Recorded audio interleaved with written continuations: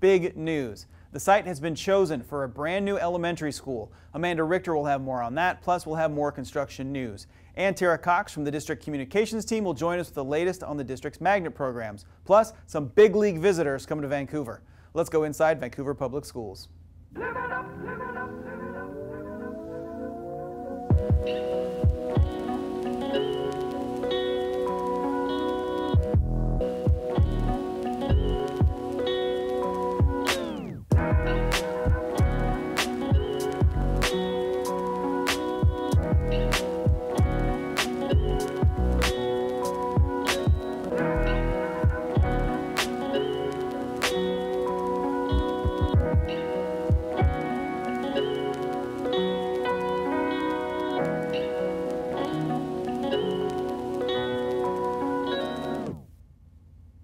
Hey everybody, I'm Nick Voll. We have a great show for you today, including updates from the district's bond-related construction projects. There is a lot of progress being made across the district. But first, let's do our top three. These are our three favorite social media posts. Our number three comes to us from the pride of the Science, Math, and Technology Department at Skyview High School. The Stormbots are the school's competitive robotics team, and this is their creation, Blue Thunder. The team competes all year long, and they're just starting to get into the meat of their season. Good luck to the Stormbots. And our number two comes from ESD 112. Their annual art show is coming up in March. It's a ways away, but it's a good thing to put in your calendar. The best art students from across Southwest Washington, including VPS, get to show their stuff. It is always a fun time, and attending is an easy way to support young artists. Our number one comes to us courtesy of VPS's own Eddie Sawyer. Ed's in the IT department and has been nominated for the Next Generation Leaders in School Technology Award, sponsored by the Consortium for School Networking. The voting is online and ends February 5th, so get out there and vote. Eddie helps students and teachers across the district every day and is really deserving of this kind of recognition. A brand new elementary school is coming to downtown Vancouver, and we now know where. This update is part of our Re-Schools coverage. That's the latest in school construction and repair, thanks to the bond measure passed by voters 1 year ago. The new school will be located in a vacant property at East C Street and East 8th Street, right next to the Vancouver Community Library. The space, known as Library Square, belongs to Killian Pacific, which has signed a letter of understanding with the district to transfer a portion of the land. Killian has also contributed a significant portion of the purchase price to benefit the public. Let's go out to Amanda Richter with more on this. Amanda? Thanks, Nick. I'm here at the Vancouver Library, which is right next door to the site of the new elementary school. Joining me is Todd Horenstein. Todd, tell me, why was a downtown elementary school needed, and how was this site selected? Well, we've been monitoring the city's redevelopment efforts for a few years in the downtown core, recognizing that Houck Elementary School is the lone elementary school that serves downtown, and the Houck School is full. The city is projecting about 4,000 residential units to be built eventually downtown. So we really feel it's important to have space available for K-5 primary age students in a downtown core where they live.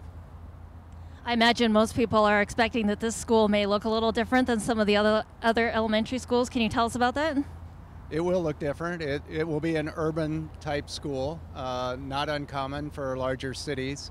It'll be more vertical than spread out. It doesn't have a lot of ground space, but typical for urban schools or multi-level, often have play areas on a rooftop or a garden area, deck area on a level of the school as well. So it'll be more vertical than we would typically have for an elementary school. And tell us about the agreement with Killian Pacific. How was that reached? We studied several sites to determine what would meet the needs for a new school downtown. The site adjacent to the library was very favorable, in part because of the library. The site has already set itself up as kind of a community civic area for activities, and a school seemed to make a lot of sense to go with that library. The Killians themselves have been very community-minded developers. They've been very interested in building civic and community facilities. Although they may not necessarily be building this school, they are the landowners. So they were encouraging us to work with them in a way we could co-locate the school on the library site. Great, and I understand this will be an arts and innovation school. Can you tell me what that means and why the district decided to go in that direction? It is determined to be a arts and innovation focused school. It'll be a K-5 school with an arts and innovation focus. Thinking in terms of the new economy and the creative economy and the type of jobs that are being created, particularly downtown, but which will likely be the future for kids attending this school. And it's just a way to bring in, keeping it current, keeping us future ready, making sure that we're providing the kind of education in the early years that students can use as they move forward through the system and eventually into the world of work. And finally, the question that I think is probably on a lot of minds, when do you expect that the new school will open? Right now they're forecasted to open in September of 2021. Obviously we just have bare ground now. We have to go through the design process, the permitting process, and construction process. So that's our schedule at this point. Well, it's very exciting. Thank you, Todd, so much.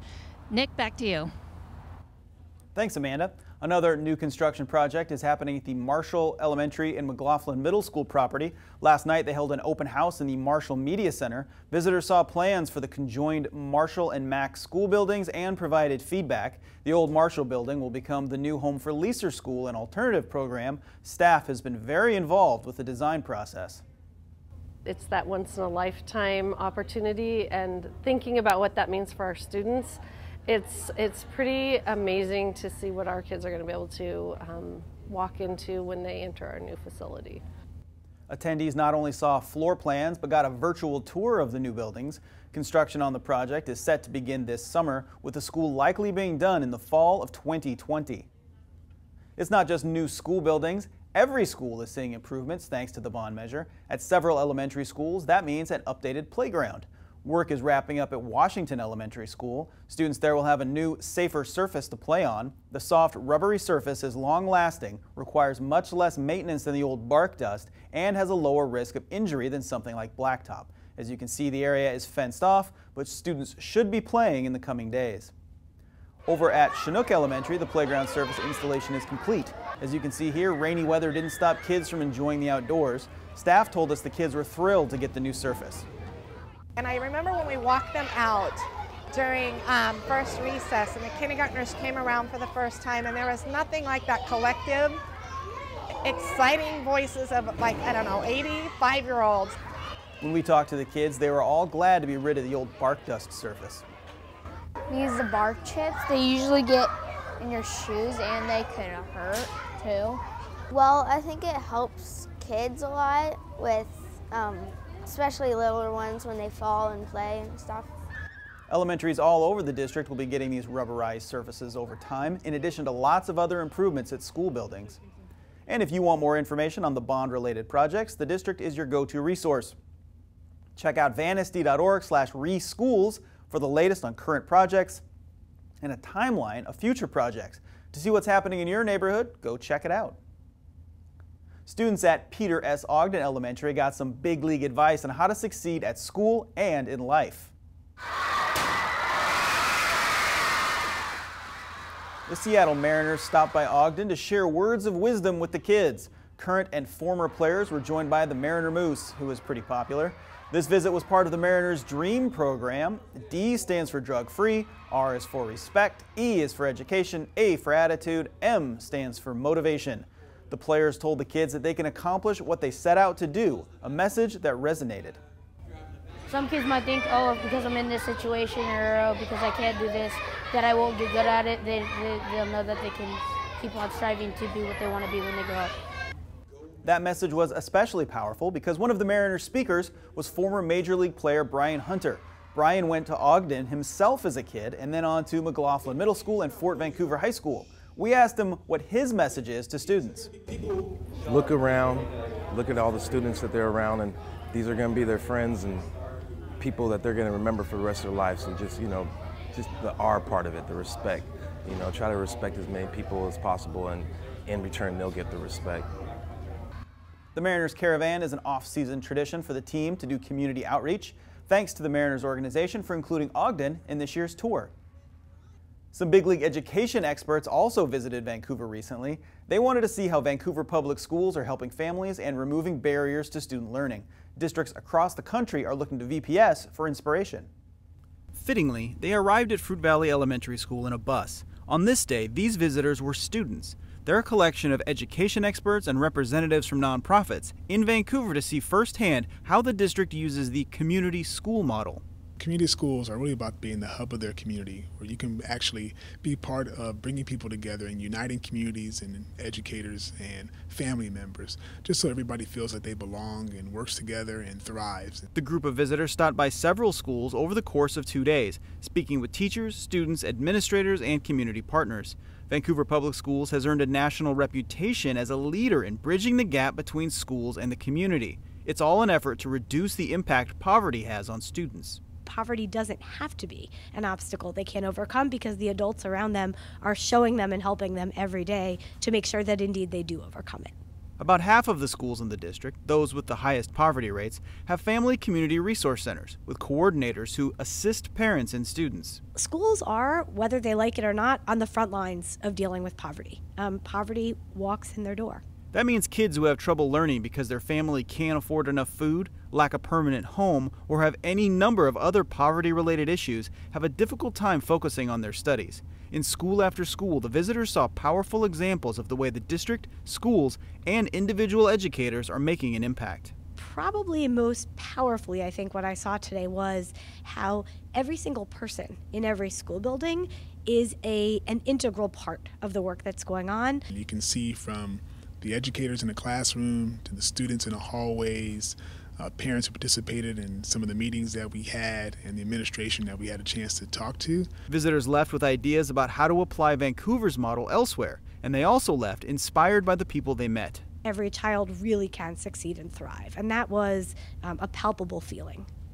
With all those visitors and community partners gathered, we took the opportunity to conduct interviews to get in-depth insight into community schools. Those interviews, 13 in all, will soon be available on Comcast Channel 328 and on the district YouTube page, youtube.com/VanSDTV. Next school year is a long ways away, but it's time for students and parents to start preparing now. Tara Cox from the district communications team joins us now with more. Tara? That's right, Nick. The district's magnet programs are now holding open houses and accepting applications, and time has almost run out. Open houses have been going on all month for the full and half-day programs the district offers. There are 2 coming up next week. On Tuesday the 30th, Vancouver Flex Academy is hosting interested students at 6:30. On Thursday the 1st, Vancouver iTech Preparatory is doing the same. With iTech, it's important to note that no student will be accepted who didn't attend one of the school's 2 open houses. Both schools have second open houses later in February.